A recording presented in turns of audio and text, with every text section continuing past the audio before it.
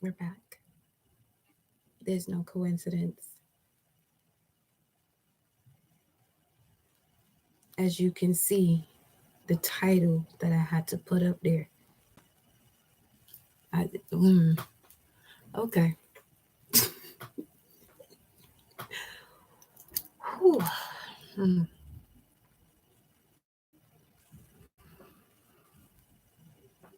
mm,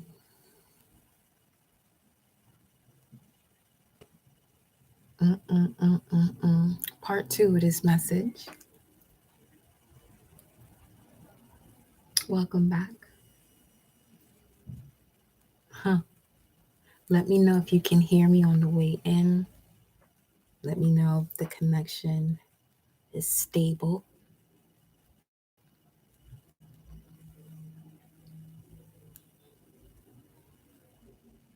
Mm, just right now, you already know. I just pulled up the no one's gonna block this message, my love. But we already know where we at, right? We're at a frequency that is very high. I actually have the lyrics pulled up here. And you know what this okay, perfect. Perfect. Thank you. The lyrics to another part of me. It says we're taking over. We have the truth. This is the mission to see it through. Don't point your finger, not dangerous. This is our planet. You're one of us. We're sending out a major love, and this is our message to you. The planets are lining up. We're bringing brighter days. They're all in line waiting for you. Can't you see? You're just another part of me. That's the lyrics to this song.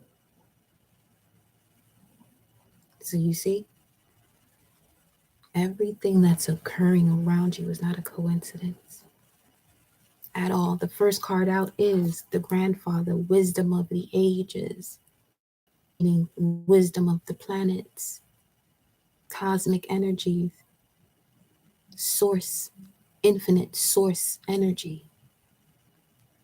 Okay, bringing it to oneness. If you have not yet seen Aphrodite Stone, amazing video she did yesterday about the three levels of spirituality or ascension. You have religion, which is for the apprentice, spirituality, which is for the guy having an experience. Then you have the master, which is bringing it all together. We live in a world where too many are still in that apprentice phase, which is why you have something like anxiety, people being overwhelmed. I'm not a doctor in this realm, and I'm going to just put it that way. You know what I mean? So always take messages as they resonate with your soul. Okay? Race has never been, that race is not the issue. It's the apprentice stage that many have remained in. Then you have those who are tapping into their spirituality, which is going to have you stepping outside of the box of religion because, as she mentioned, with religion, you have your pastor or the shepherd leading the flock of sheep. And as she also mentioned, sheep are usually blind. Your eyes are open, collective. If you connect to me, your eyes are open. But you may be looking for that space to open it up some more.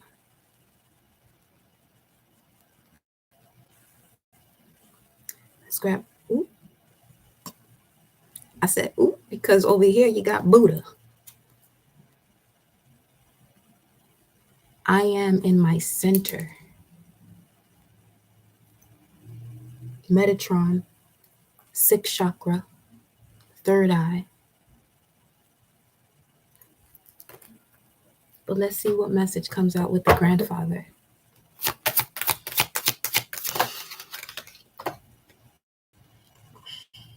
Melchizedek. My genius reveals daily. Welcome on in. Welcome on in, my love. Melchizedek and the grandfather. Some of you belong to this lineage.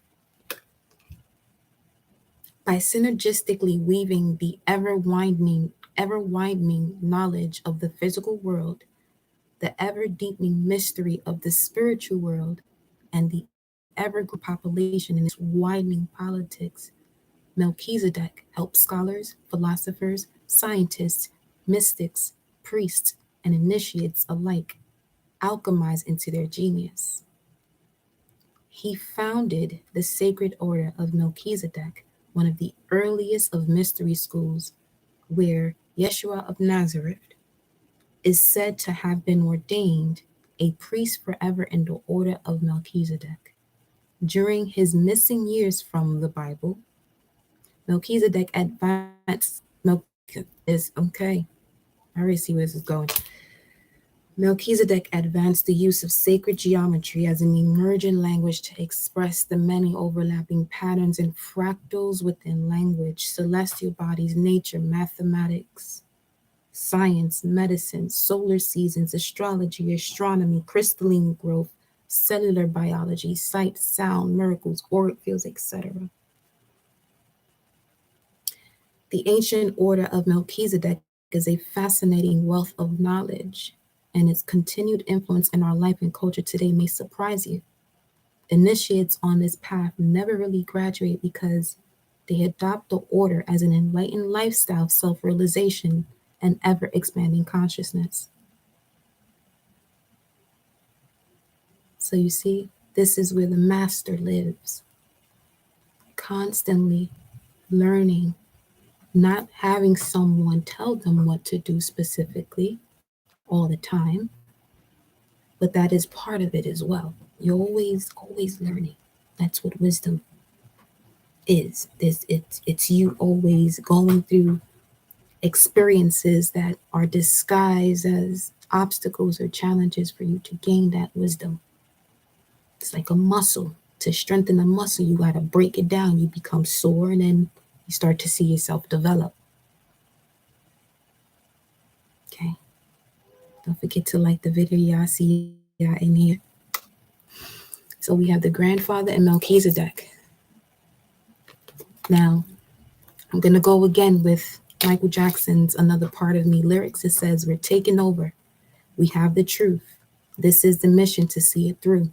Don't point your finger. Not dangerous. This is our planet. You're one of us. We're sending out a major love, and this is our message to you. The planets are lining up. We're bringing brighter days. They're all waiting for you. Can't you see? You're just another part of me. I'm going to pull one more, and we're going to go to the divine goddess, divine feminine energy. Whew, as we say that, we're actually going to go to it now, because Sufi is at the bottom of the deck, which is my beloved divine. From deep out of the ancient deserts of the Holy Land, the age-old mystery of the heart and soul is revealed in Persian classical poetry. Rumi, Hafiz, Somar Khayyam are the more recognized and widely translated master poets. Rich are their writings that fan the flames of our emotions, transporting us into the very depths of our soul. It is here, in the inner holy landscape, where Sufi's devotion to the truth of divine love embraces a direct personal experience with God. The Sufi is, in effect, transcending the melting pot of Orthodox religion and all, all its intellectual fervor, superstition, and dogma. Sufi knows that when we fastidiously hold on to orthodoxy, we can become imprisoned by its often imprisoning everyone else in our immediate surroundings too. The intellectually barring of our ability to feel the direct presence of God living here with us right now is the worst kind of prison. We don't even know we are in it. Sufi reminds us to focus into the heart where the living God dwells, where we all fall into a drunken love of God, with God, dare we say, as God, because the boundary between self and the beloved collapses into oneness. Let's go to the Divine Feminine's message. Of course, we got to open it up with the head honchos there before us that we have descended from. Shadow is at the bottom of the deck here. I see me in you too. You're just another part of me. That's a huge message right now. And it's like if you're seeing yourself in others that you no longer connect to, there's some ties that you feel like you have to sever, right? You're noticing something, you're noticing a different view. Do not feel guilty about what you have to do because it's going to be for the greater purpose of all involved. But holding on to it like a rope, it's only going to hurt you more and more and more and more. Okay? So, whew. Let's see what we got. We back, baby. We back. Let's see what we got. Let's see what we got here. Divine Feminine Goddesses. What is your message? What is your message for the collective? Let's see.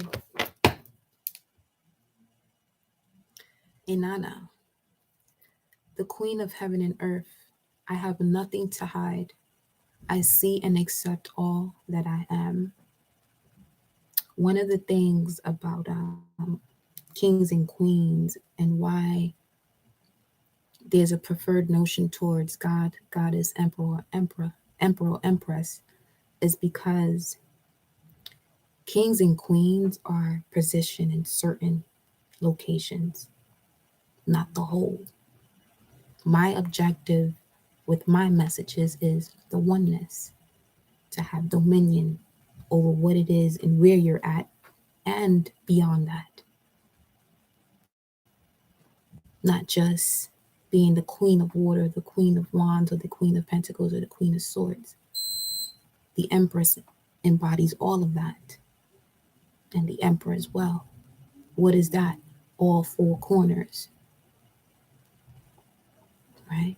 Becoming whole, centering oneself.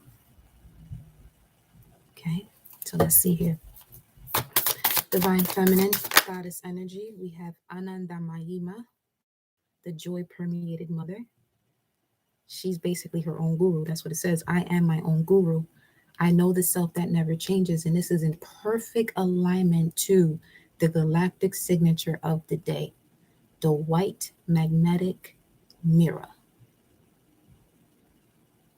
I'm going to read to you the affirmation of the white magnetic mirror. I perfect in order to enchant, producing receptivity. Excuse me, hold on. It just had me reading White Planetary Wizard, but that's a whole nother one. Okay, going back here. White magnetic mirror. I unify in order to reflect, attracting order. I seal the matrix of endlessness with the magnetic tone of purpose. I am guided by the power of my own power doubled. That is the affirmation for today's galactic signature of the white magnetic mirror. You know the power of a mirror. This is something that reflects back to you what you look like. There's so much more beyond that. But in order to tap into that energy, you have to trust and believe that there is more than what meets these eyes. Okay, so let's see what's next. Lilith, the first woman. I am the voice of my body and soul. I choose the life that I desire to live. This is your primordial energy. This is in perfect alignment to this grandfather Melchizedek, wisdom of the ages, being the first feminine energy, that primordial energy, your purest essence of who you are, embracing your emotions, your actions, the way you ground yourself, and the way you think, and bringing all of that to the center where life occurs, right? So we have the joy permeated mother with Lilith. Bring more love to that primordial aspect to you, goddesses, so that way that energy could awaken within the masculine you're connected to, or that you will be connected to, or opportunities you will be connected to, or actions you will be connected to, as the masculine energy has a lot to do with actions. Okay, so the bottom of the deck we have the divine mother. Unconditional love exists within me. The presence of love is the absence of judgment. Now, there's a lot that's going to be changed and shifted, even with some of these cards, too. There's certain messages that, even as I'm reading them out loud to you, my soul is like, that's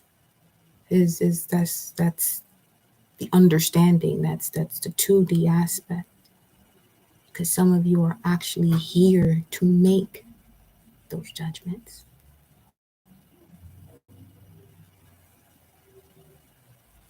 Come from a higher source that literally 1717 created you to be here in this moment, co-creating with the universe. And honestly, that judgment will come from you stepping into that higher energy of love, but also remembering that you are a warrior. Okay? Not necessarily putting it on the back burner, because before we can create this new earth, there's a lot that's going to be destroyed. And some of us are literally here for that purpose and beyond meaning the unconditional love. But this is where going within and meditation helps you to connect to what it is that, or where you're going.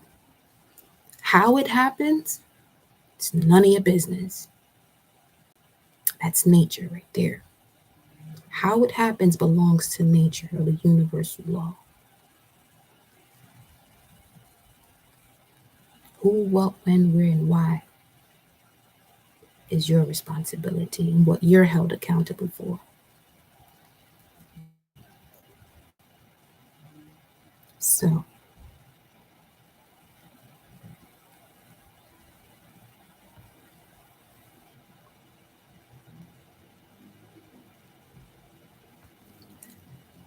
moving forward, let's see here. What's this? Amaterasu, the goddess of light. We are all sacred mirrors reflecting back the same light.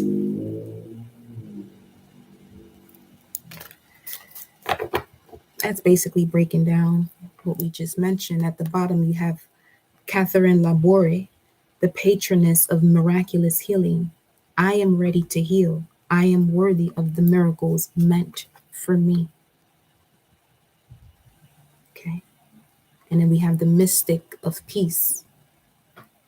I am peace. When my mind is clear, the way is clear. Okay. So I don't know if any of you have been experiencing any changes within your body, but that is the way that your higher self is speaking to you when it once it touches your body. It's hey, I wanted to connect to you through your mindset, through your heart, but you weren't hearing me. So now I'm in your senses. Can you hear me? Can you feel me? Can you see me? But that may mean for you. Okay. I'm gonna go into the animal spirit deck, filling these oracle messages right now. So you're gonna see where they're taking us because there's a lot of reflection happening.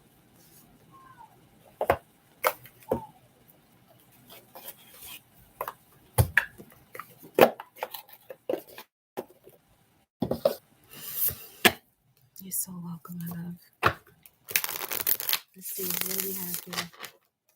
What do we have for the collective? What do we have going on for the collective? Animal spirit guides. What is the message for the collective? One more shuffle. Okay, here we go.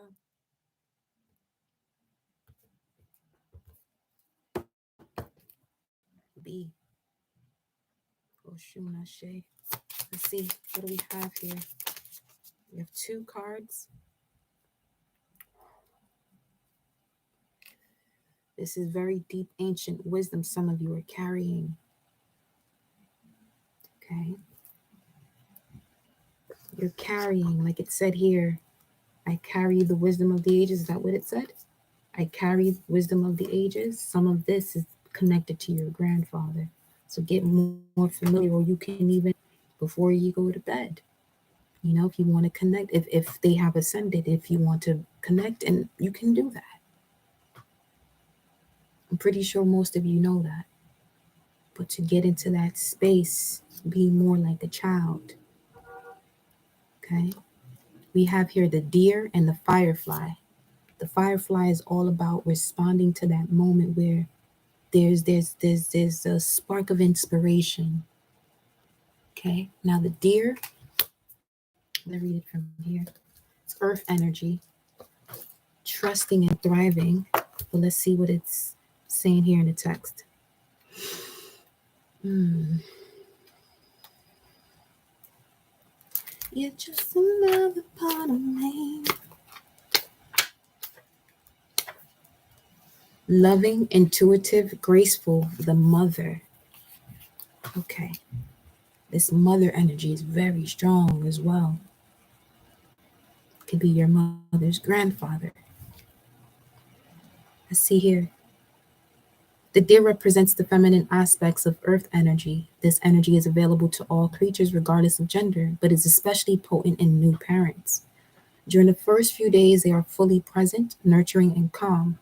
Their inner beauty radiates, and the sense of grace calls the room. A deer personality affects others in this way, drawing them toward a quiet tenderness. The deer card may appear when a birth or celebration of new life draws near. I'm loving this now. Well, not now, been loving it. Or when a situation calls for absolute gentleness and compassion. Notice how my energy is now compared to the last other lives. Okay. So, when in balance, receptive, compassionate, nurturing; when out of balance, concerned and protective. And protection could be those walls that you put up. Remember, walls hurt, boundaries protect. Well, see how it says here when you're out of balance, you're protective? It could be also allowing yourself just to be in whatever it is that's closing out. If there's a moment that you need to release through tears or whatever the case may be, do so to get back to that 0 point. And it says to bring into balance nature and children. So this is going back to Some of you may be wanting to, or are just figuring out how something is going to happen. That's the responsibility of nature. Yours is the who, what, when, where, and why you're doing it. Okay. Now, sometimes people may say what and when and connect that to the how. It's different realms of it. Okay.